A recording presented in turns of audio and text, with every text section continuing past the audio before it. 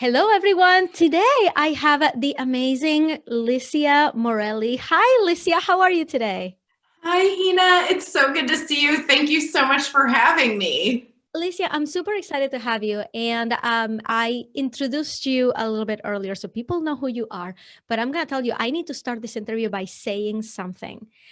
In my research of you, I noticed something, and you need to tell me, Ina, you're completely off base, or you need to tell me, okay, Ina, I think you got that right. You are an incredibly intuitive person. This is a given. I didn't need to do a whole ton of research to find that out. But because of that, I noticed that in every interview, you very much mold yourself to the person who is interviewing you. Wherever they want to take it and wherever they want to go, you go with them. It's like you almost knew exactly what is it that they wanted to talk about, and you focused in on that. So it, in the end, every interview was extremely different, and it showed a completely different side of you. I'm like, she's adapting. She's adapting to every interview. So when we just got on the phone, which was like 30 seconds ago, I'm like, I don't want to let her adapt to me. I want to know the real Licia. So not to say that you weren't real, I'm saying like you are very, very good at that. So first of all, I'm going to say you have the opportunity to tell me now, Ina, you're completely off the mark. Tell me if that resonates at all. Oh my gosh, Ina, you are good. You are good. I mean, I don't even know what to say. This is such a yes, you're right, Ina. You're right. I'm extremely intuitive. I don't even want to go into it, but I did have a psychic business for many years, which is how I learned, the online world.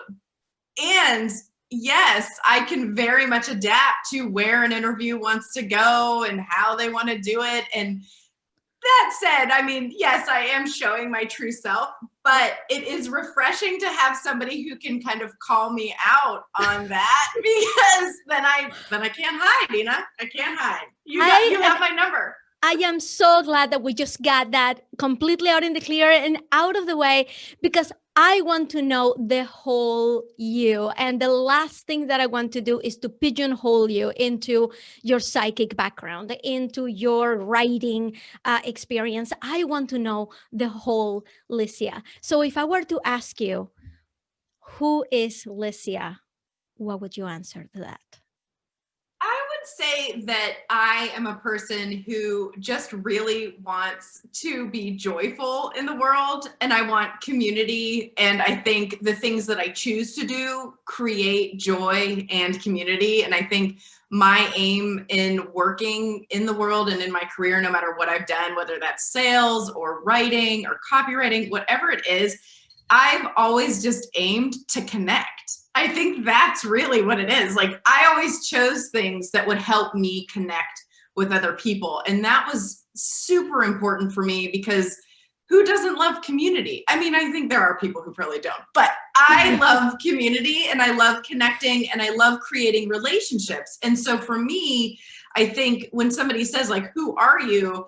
I think about, wow, that's such a great question, because it's more about the feeling, which is like a feeling of joy in community. And then I kind of look at that and I like my mind starts to go like, whoo, reversing.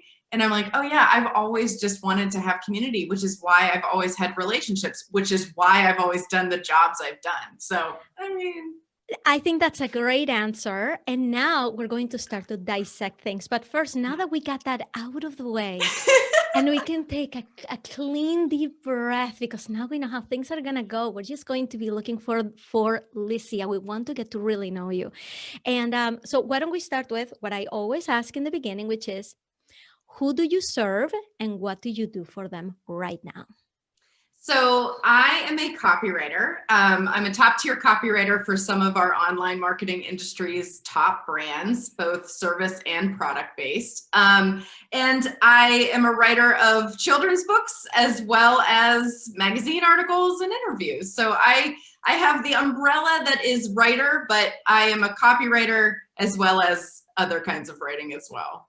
How do people work with you? What kinds of clients do you work with right now?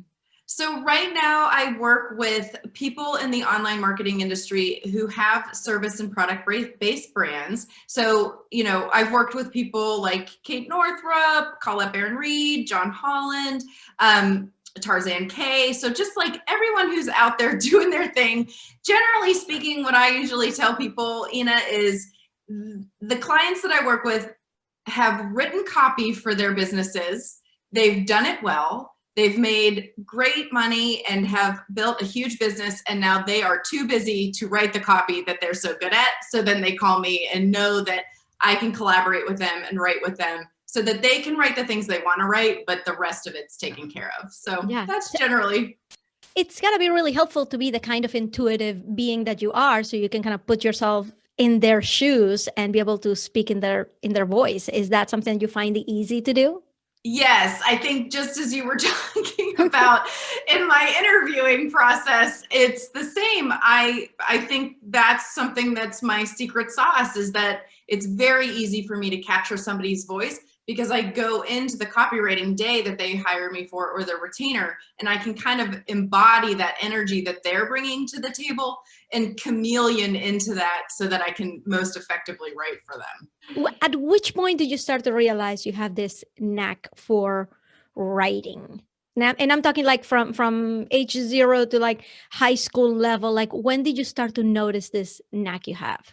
So it was in the 4th grade. Actually, we had this contest that we were asked to do, and it was to write about somebody in history that we found interesting. And I chose to write about Harriet Tubman.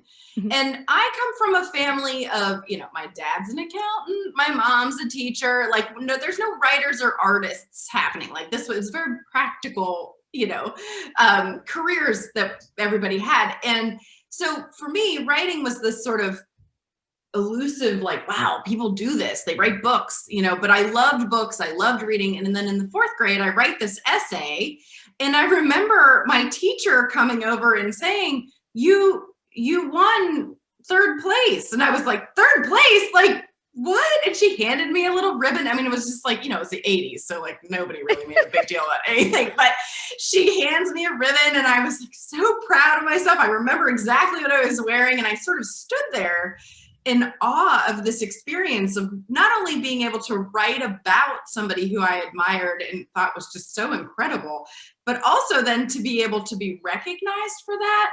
And I knew at that point that that was something that was maybe not happening to everybody. You know what I mean? Yeah. And then, you know, later that year, it was the 4th grade still, I said to my mom, you know, I want to be a writer when I grow up. I want to write. And she was like, that's great. You know, I have no idea how this is going to play out. But it was just something that became known to me that early. Mm-hmm. And I think there was something as in a part of me that thought, you know, it felt right and true. And, you know, then, you know, life goes on and we become adults and, you know, we got to refine ourselves. But at 8 years old, it felt right. So. Yeah. So because I want to tackle the whole of you, you also have this highly intuitive part of you, which, like you mentioned, you're like, oh, I don't even want to get into it. It's like my psychic business. I mean, you were on the radio, like you were the resident psychic for a radio station for a while. So this is part of your history. And I want to get there because I know there are people listening right now who may be very afraid of reaching into their intuitive selves because they believe that to be in business, you have to be much more pragmatic. And I definitely want to give them a good lesson about really stepping into that. And we'll get there. But first, I want to see if at which point, like I said, like high school back, right? Yeah. In that era, did you start to notice your intuitive abilities? If at all. Yeah, so I really was always very interested in tarot cards and the metaphysical stuff. You know, when I was younger, when my grandfather died, who I was very close to, I'm sorry to hear. Oh, thank you. Yeah, so he died when I was young. I was probably 10, and he had melanoma, which I'll come back to. But he and I were very close, and he died. And then I sort of set up a shrine to him in my room. So there was like a table. I mean, mind you, I'm 10. There's a table. There's a ceramic statue that my grandmother had made of him golfing. You know, there's a candle. There's some things. And my mom said she would walk by my room. And I mean, I was a highly creative person anyway, but this was a little different because she would walk by my room and listen to me talking to the statue. And she would think to herself, there's something is different about this. I don't think this is like an imaginary friend. And so there just was this sort of felt sense, like I can't even really name it, but a felt sense of otherworldliness, like spirit, you know, the spiritual aspect of myself was really in tune. And I think spiritual selves are very intuitive. And so when we're connected there, we begin to trust it and believe it. Yeah. And then in high school and college, you know, I would pull the cards for my friends and I wouldn't have any idea what I was doing, Ina. Like I would be like, here's the sun, here's how amazing your life is going to be. But then I would say something to them and they'd say, how did you know that? And I would be, I don't know. Right. And we'd all freak out. And then, you know, it would be all this like experience. And I would always, you know, see things out of the corner of my eye. So I knew there was something I was picking up on. And it really wasn't until probably 2008 when I had had my son and he was a baby and I started to really look into more of the intuitive sort of arts. And, you know, at the same time I was writing jokes on Twitter and that's a very intuitive process. So like I started to see these two worlds combine around like being super interested in the psychic senses and the intuitive senses and also seeing how that like out of thin air, I was pooling creative ideas because I think they go hand in hand. And so what really happened at that point was I had time on my hands because I had just had my son and I was really interested in learning more and practicing those skills. So I started taking classes and, you know, I took tarot classes and I took psychic reading classes and I started to actually identify. And I realized like, oh, these visions that I would have in my mind, like these pictures I would see, or like these little things that I would hear in my ear, those weren't just my imagination. That was actually messaging that then I could apply to my life. Yeah. It took a long time to refine, but it happened. Yeah. In the meantime, I mean, you fast forward a little bit to 2008, that's after college. Right? Yeah. But in the meantime, after you graduate high school, you go to college. What did you go to college for? Psychology and religion. Why religion? We're starting to get the psychology connection. Why religion? So I just felt like it was such a great addition to sort of psychology in and of itself. I've always been, you know, I grew up Catholic. I went to a Buddhist university at Naropa University. And so spirituality was always a part of who I was. So I just figured I might as well learn about it because if it was so much a part of who I am, I should probably apply it in some way. And it was great. Yeah. What did you think you were going to do with your degree? Regardless of what you ended up doing, what did you think was going to happen after college? You know, that's a great question because I had no idea. I was one of those people, Ina, that I started on a trajectory for college and then I took time off and then I transferred and I transferred and I transferred. Like I was not on a linear path. And so for me, just finishing college was great because I was like, finally, I've done this thing. I'm done. I have this degree I like. I went to a school I loved. I had no idea. I think I had a lot of entitlement after I graduated from college because I had jobs like that paid well before I graduated. But instead what happened is that I ended up getting a job at a nonprofit and then I just sort of allowed myself to work there and move up from there. And I didn't really have a strategy or a vision for my career at that point. I just thought, well, I'm doing good in the world, so I'll just keep doing this. And it worked for a time. Yeah. So you have a job, you are not now kind of back on a traditional path, right? Oh, got my college degree. I am working. Did you like working at the nonprofit? How long were you there for? What did that feel like? Yeah, so I loved my job at the nonprofit. The job that I worked at was for adults with developmental disabilities. So we worked in group homes, and then I actually ended up managing the group homes and then working in the administrative offices. And so I really liked it because I loved the clients that we worked with. You know, the residents of these houses were such delights. Again, joy and community. Here we are. Like, Right. So they were great, and I loved the staff, and it was a really positive impact in the world. And so I feel like it was so fulfilling because I was getting the needs met of, you know, helping, being, you know, joyful. You had to have a sense of humor working here. I mean, there was always shenanigans happening. And then, you know, really creating community for, you know, the staff and the residents and the clients and things like that. And so I think that what happened during those years is I got a lot of really good experience running an organization. I mean, I had experience with budgets and hiring and strategy and growth. I mean, we were growing at a rapid rate. So it really was a foundational place for me to learn a lot of things early on in my career that I don't know that a lot of people actually were able to learn. Right. At the same time, where is your writing self and where is your intuitiveness psychic self? Yeah, so that wasn't really happening.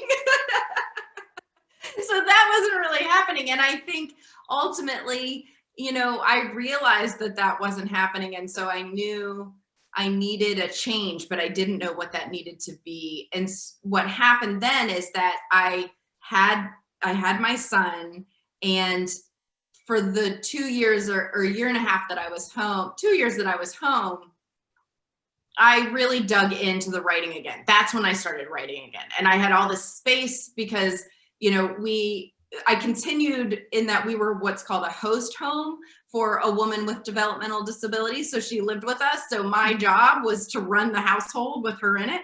And so that was great because it gave me time to be at home and it gave me time to write. And that's when I started writing jokes on Twitter. Right.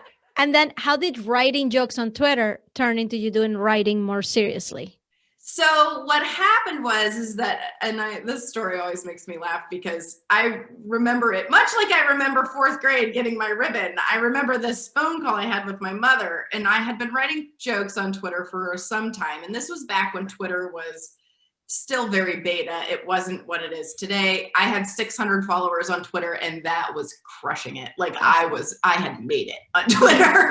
And so there was a group of us that wrote these jokes, and we spent all day thinking of funny things. So essentially I was writing headlines all day, funny headlines. So my mom called and she goes, if only there was a way that you could make money doing this on the internet. And I was like, I know, wouldn't that be amazing? And so it was so ironic that like, I had no idea that there were these titans of industry starting to grow these huge businesses, and, you know, online marketing was a thing.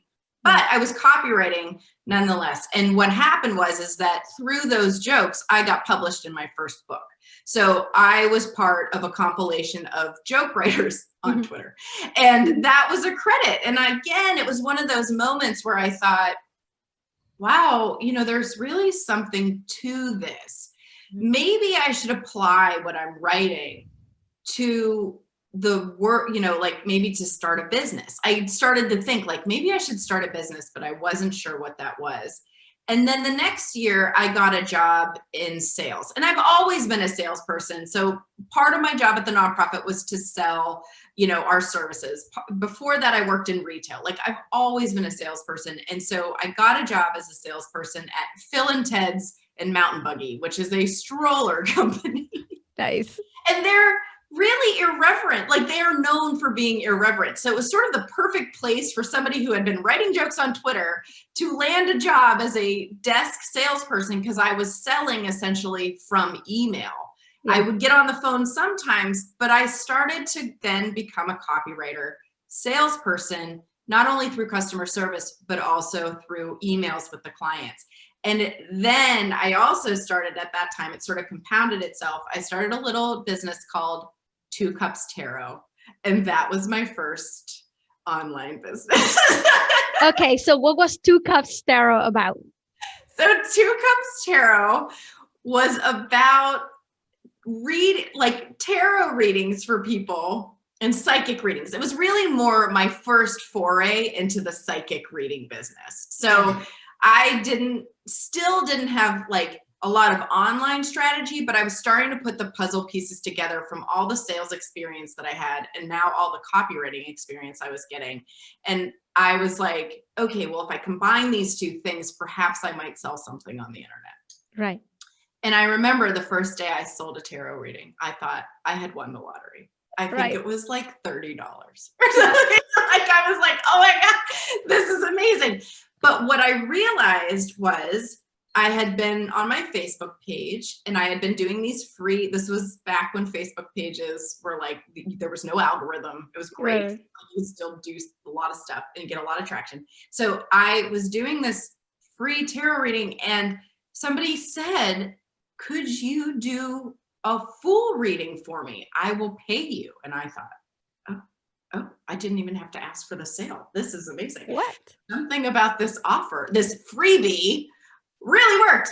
I didn't have a newsletter list. I didn't know, I didn't have all the components yet, but the thread was that the copywriting, that's what was doing it. That's the thing that was always working for me. It was always selling for me. Yeah. And so that was the birth of my first psychic business. And Two Cups Tarot, like over the course of the next year, I was working at my sales job and then moonlighting in the evenings as a psychic. Okay, can you define what being a psychic is for us? Yes, so we are all psychic. Let me just start off by saying that. There's no like true gift of psychicness. Everyone's like, it's such a gift. It's not a gift. We all have it. It's just like creativity. With curiosity, we can build the muscle of our intuitive gifts. We can build the muscle of our creative gifts, right? So when I say psychic senses or doing psychic readings, what I'm talking about is this innate ability that we all have to be in tune with something else. So for you, Ina, you might say, oh, I see pictures in my head, or, oh, I get a little voice in my ear, or, oh, I feel something is just true. There's something about the way that you feel into making a decision that is inherently psychic. So what I tell people is kind of think about, do you see in pictures? So if I say the word apple, do you see it? Do you hear the crunch of it, of somebody taking a bite into it? Or do you feel it in your hand, like the weight of it? And those are the ways that you can kind of figure out your psychic senses. Somebody who works as a psychic, it's just like working out. You're doing that so much with yourself and other people that it just the muscle becomes stronger and stronger. So it turns on and turns off a lot quicker, a lot faster. It's just like anything. With practice, you're just doing it more. Yeah. So that's what I mean by psychic reading. So if like you came to me for a client reading, which retired, by the way, and what about like this is yeah. Do retired. Not contact Licia for psychic readings at this time, please. We're just diving into history here. Yes, and if you want a copywriter with a lot of intuition, I'm your gal. That's it. But what I like to tell people is that, so let's say, you come to me for a psychic reading and I'm like, great, nice to meet you. That's all I would need. And then boom, I can tap into, what you need to know, or, things that are coming up or things that I see. Because for me, I'm a seer. So when I'm writing, I'm seeing pictures. When I'm intuiting, I'm seeing pictures. I also hear things. So that's another thing. So like, I'll get like a little message like, say this. And I'll be like, okay. Not to make you work that muscle, but are you getting anything from me? Well, you're really good because you set a boundary at the beginning of like, I don't want you to take on anything of mine. So this is the nice thing. You can put up a screen. If I wanted to, I could sort of dig into it and be like, well, Ina, here's what you need to know. But because you put that boundary up, the fun part is that like you have a screen now and I'm not getting a lot because you don't want me to. You said no. I didn't even know that I did that. I wanted to take your screen down, not put mine up. You know what I mean? But what's good is it probably did do exactly what you wanted, because I'm free to talk about it without any inhibition, because I know that like it's like you're not looking for me to read you, so I don't have to hold back because that's what it took to not adapt is to basically like not try to read me and Right. where I want to go. It's like, no, this is about you. So I guess it did the intention. I feel bad that now that I have a boundary of no. Don't feel bad. Don't feel bad. I think that's the thing, is that, you know, the boundary could come down very easily. I think people always ask me, can you see me if I'm just talking to you? And I'm like, no, I can't read your mind. Plus, I turn it on and turn it off. And if somebody doesn't want me to look or see something, I respect that. So I'm not really trying very hard either. Like if I were, I would be able to tap in. But you know what? It's fun to like have to feel that of like, ooh, there's a nice screen up. Like there's no exchange. As long as it feels nice to you. Because I do want to keep this focus on you. I'm very curious, and I'm sure everybody wanted to know. So here's a big question that I had for you about this, and then we'll move on, because I want to keep talking about the copywriting and the rest of your career, because there's a lot of nooks and crannies we haven't touched on yet. So, but this is one thing that I really want to know, that I want everybody to hear.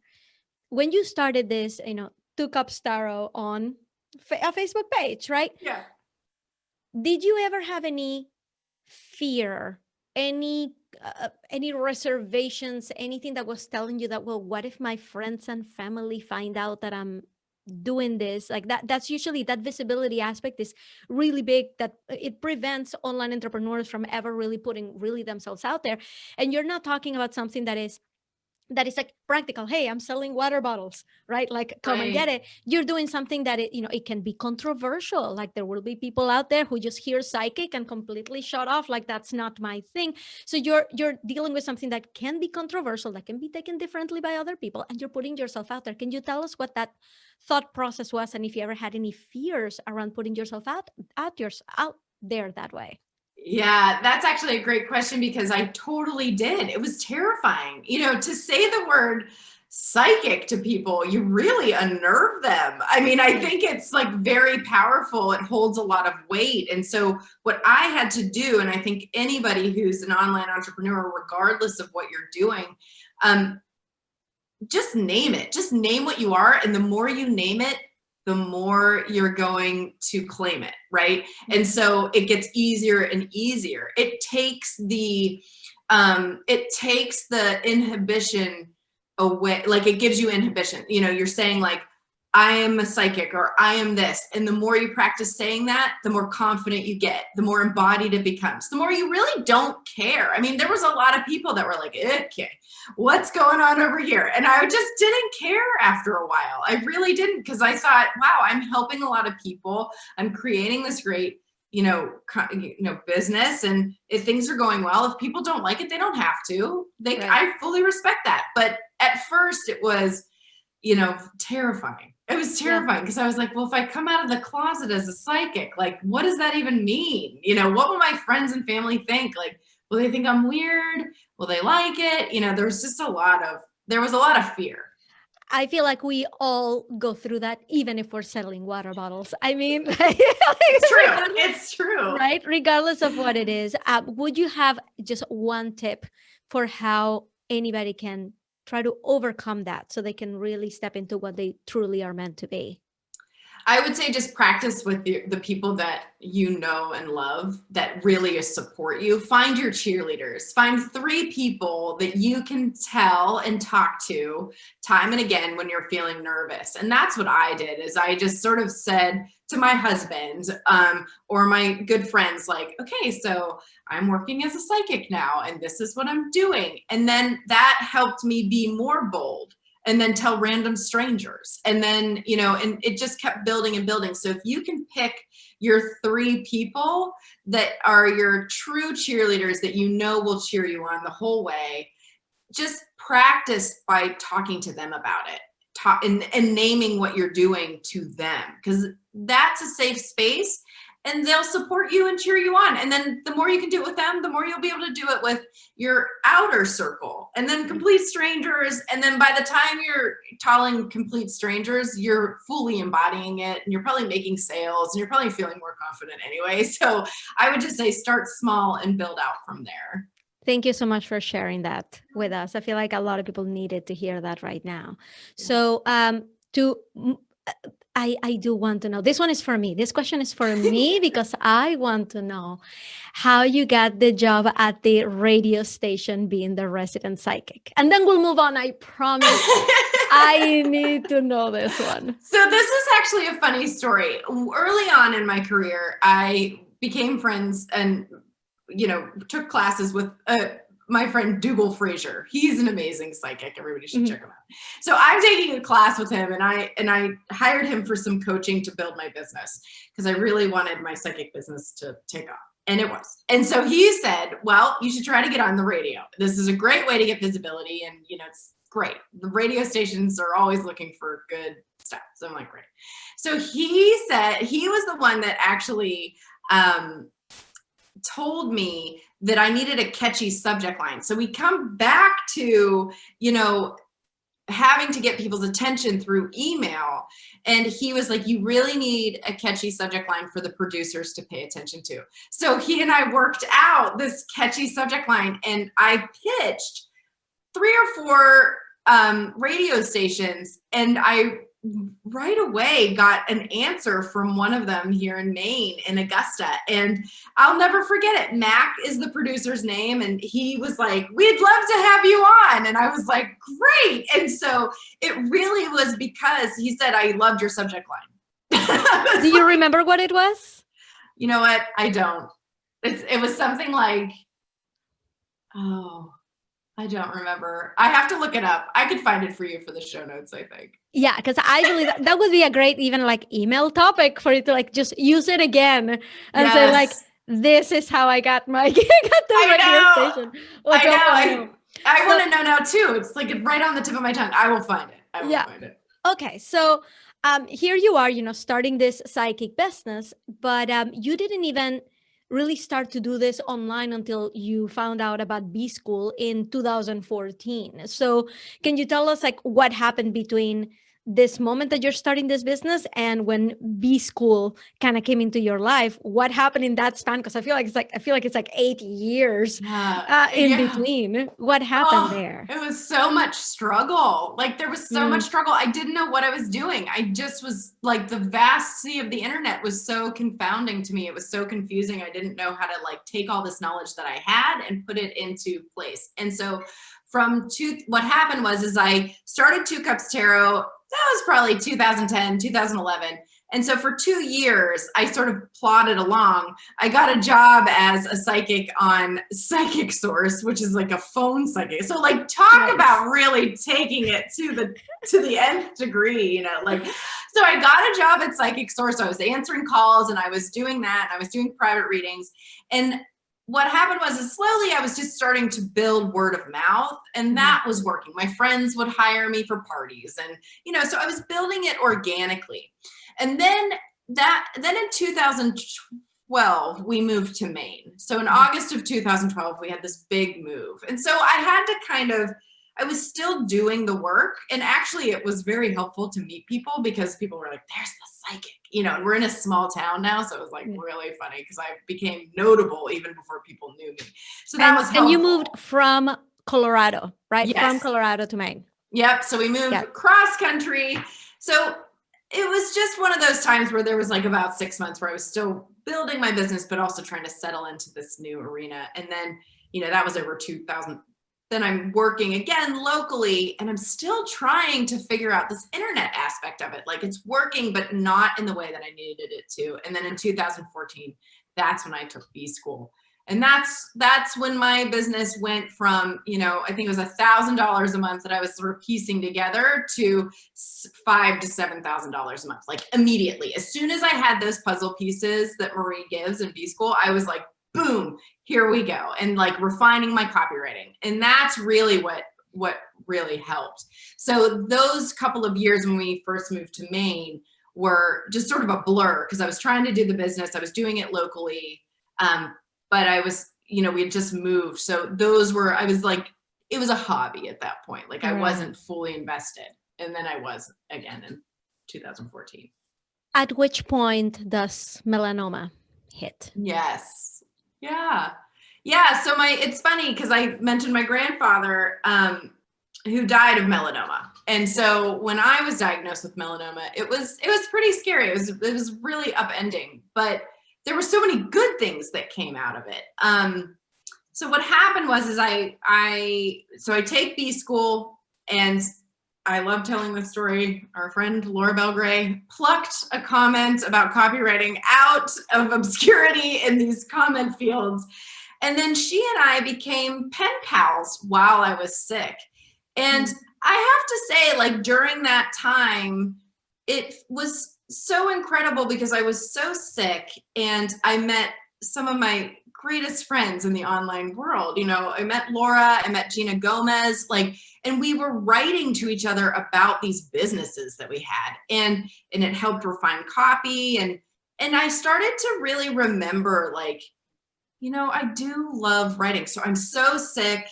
I've had 3 surgeries. I have to do chemo, you know, and sort of my world got upended. So right as this business of being a psychic took off, I started to go inward and realize I was leaving a big part of myself on the table. I wasn't writing. I was only doing this other stuff. And I was realizing that maybe because you can do something, just because you can do something doesn't mean you always should.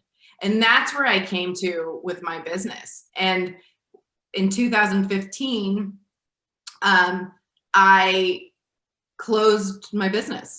I will never forget it. I was at a speaking event, and I came to this realization that I just didn't want to be doing it. I didn't want to be talking about it. I didn't want to be teaching it.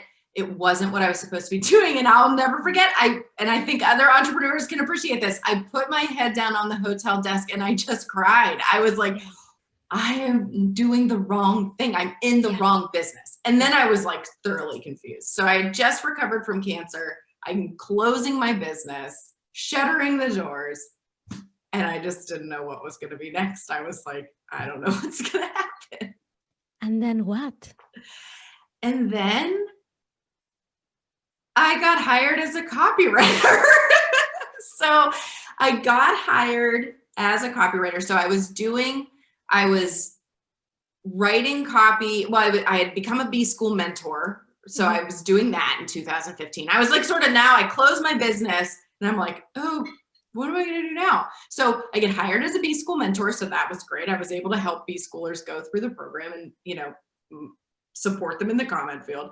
And then people knew me as a copywriter. They knew I could write copy. And so I got hired by Colette Barron-Reed as a copywriter.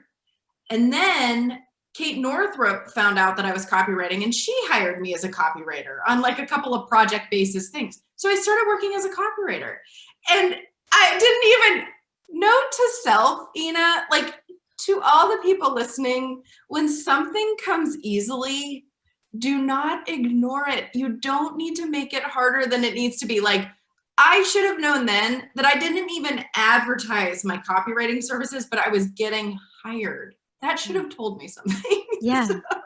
And since then, you were copywriting for Kate Northrup.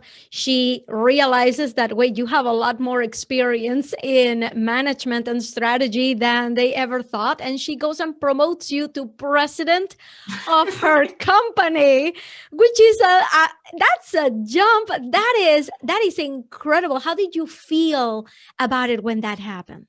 I mean, I think I was just as stunned. Like, I was, you know, it was a very organic thing. Kate, Mike, and I, her husband, Mike, and I, we all work really well together. So we would be strategizing and brainstorming anyway by way of just the copy and things like that.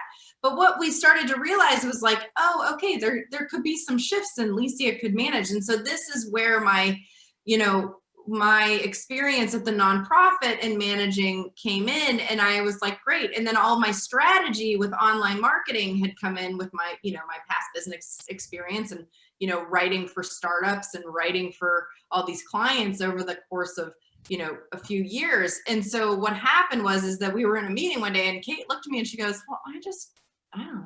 I just feel like Licia should be running things. And I was like, I mean, I will do it.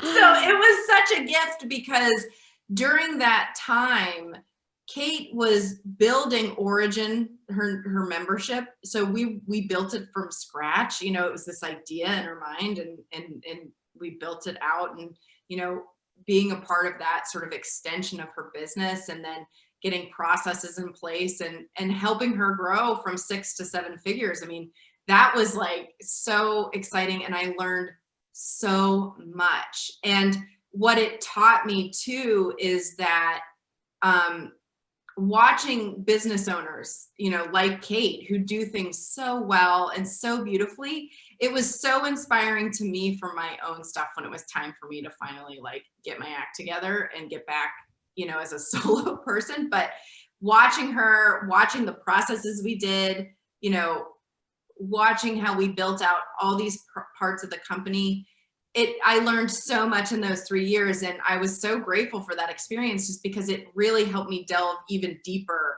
into strategy for online business, into the copywriting, into idea generation and execution.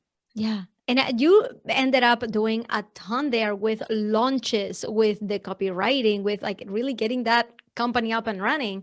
Yeah. And then you were there for a couple of years. Now you have your own baby, right? Now you're doing your own copywriting for exactly the client that you want. So how does it feel to have gone? We just went through the entire journey of your life, right? In just a very little bit of time.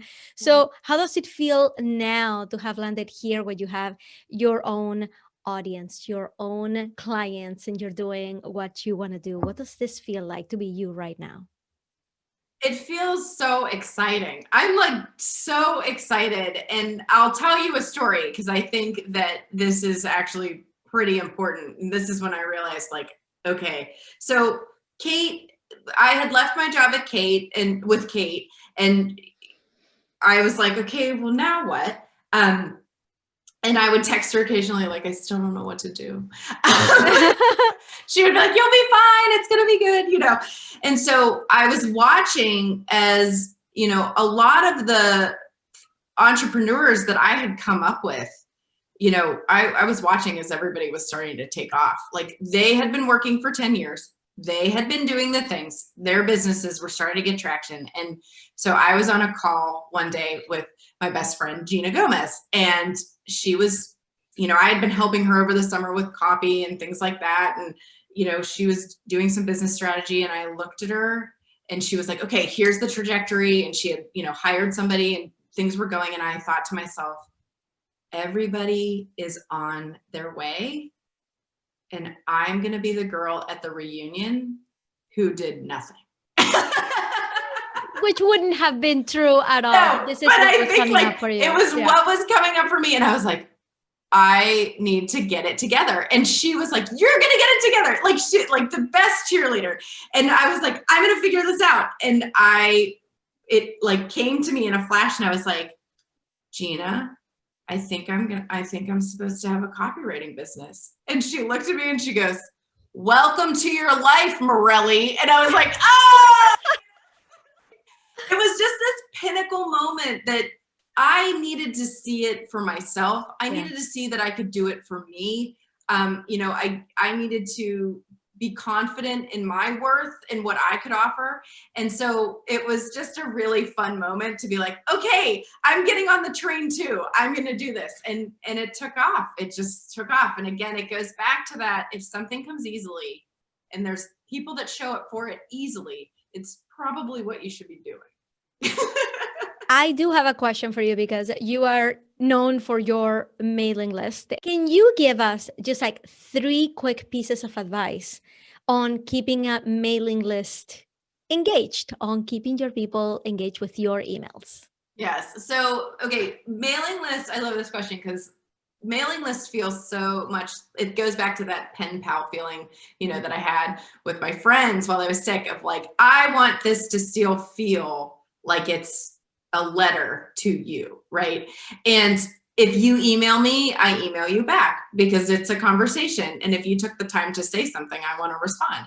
So what I always tell people is start as you mean to go on, right? If you want your newsletter to feel like it's a letter and that people will write back to, like, kind of consider how you want that to sound. You want it to sound like you're just writing to your friends, right? Even though it's a group of friends and they know that, you just want the tone and the structure to be that. If you want it to be a newsletter where you have like a lot going on, that's another thing entirely. It's just start as you mean to go on. If you want the newsletter with the design and all of that, great, do that. But if you want your newsletter to always feel like it's a letter, start with just plain text emails and keep up with it. And then write to people consistently. Do what you're gonna say you're gonna do. So for me, I started my newsletter list when I was really in a place of not knowing what to do. So this was like before now, and you know, over the last year and a half, I wrote myself into my work. I started my newsletter letting people know that I didn't know what I was going to do, but I was going to send some moon ceremonies and I was going to think about the world, and that's what they were signing up for. And so people started to come. And so one thing you can do is, if you're kind of stuck on what to do, just know that you're going to write yourself into your success, right? Just give yourself time and patience, but be consistent in that writing. Write weekly if you're going to write weekly, write monthly if you're going to write monthly, but do what you say you're going to do. And then finally, as you're growing your list, you know, a lot of people early on, you know, you're trying to get to that 1,000 mark of newsletter subscribers.